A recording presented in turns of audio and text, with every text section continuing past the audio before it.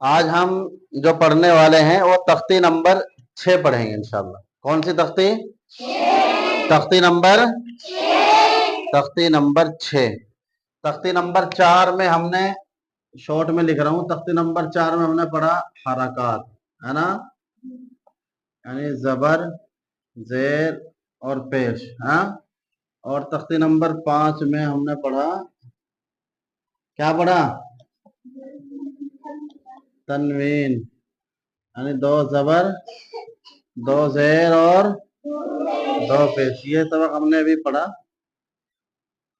कायदे में हमेशा एक बात का ध्यान रखें आप, कि जब भी कोई नया सबक आपका होता है, समझे ना, इस कायदे में जब भी कोई नया सबक, आगे का सबक आप पढ़ेंगे, उसके बाद एक मिसाल के तौर पे आपने तख्ती नंबर 4 पढ़ी, उसके बाद तख्ती नंबर 5 पढ़ी।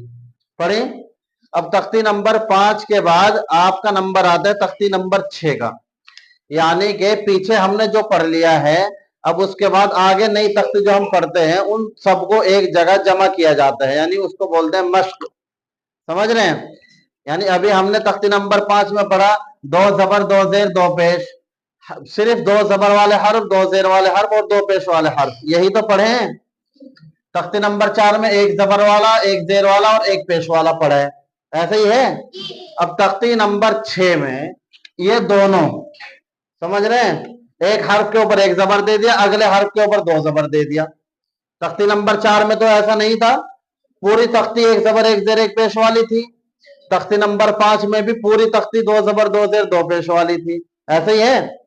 अब तख्ती नंबर 6 में जो हम पढ़ने वाले हैं वो यही है जो हमने पीछे पढ़ लिया है, यानी तख्ती नंबर 4 और तख्ती नंबर 5 इसकी इकट्ठी मश्क है। समझ रहे हो?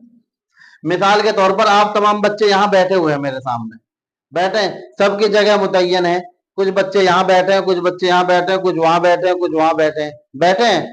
अब कल को जो है हमने एक तरतीब बना दी, एक जमात बना दी कि ये जमात, इसको एक नाम दे दिया, यानी ये जमात फैसल वाली जमात है भाई, समझ रहे ना। फिर ये एक जमात अगले दिन इधर बना दी कि ये जमात अफ़ान वाली जमात हो गई। अब कितने जमात हो गई? 2 हो गई ना। अब तीसरे दिन हमने उन दोनों जमातों को ऐसे खलत मलत कर दिया, इधर वाले बच्चे कुछ इधर बिठा दिए और इधर के कुछ बच्चे इधर बिठा दिए, समझ गए। अब हम जो है फिर मालूम करने लगे कि भाई फैसल वाली जमात कौन सी है, खड़े हो जाओ। तो अब आपकी वो जमात खलत मलत तरीके से खड़ी हो जाएगी, यानी कुछ बच्चे जो यहाँ बैठे थे वो इधर भी आ चुके हैं, तो फिर कुछ यहाँ से उठेंगे, कुछ यहाँ से उठेंगे, कुछ वहां से उठेंगे नहीं। ऐसे हम कहेंगे अफ़ान वाली जमात खड़ी हो जाइए, तो वो जमात भी ऐसी होगी, कुछ बच्चे यहाँ मिलेंगे उसके, कुछ यहाँ मिलेंगे, कुछ यहाँ मिलेंगे। तो ये खलत मलत, समझ रहे हो ना, क्योंकि नाम दे दिया तो पहचान तो जुड़ गई किससे? फैसल वाली जमात से। ऐसे इधर नाम दे दिया अफ़ान वाली जमात को, तो पहचान किससे हो गई? अफ़ान वाली जमात से। ये बतला दिया गया अफ़ान की जमात में इतने साथी हैं और फला फला नाम के साथी हैं, समझ रहे हो।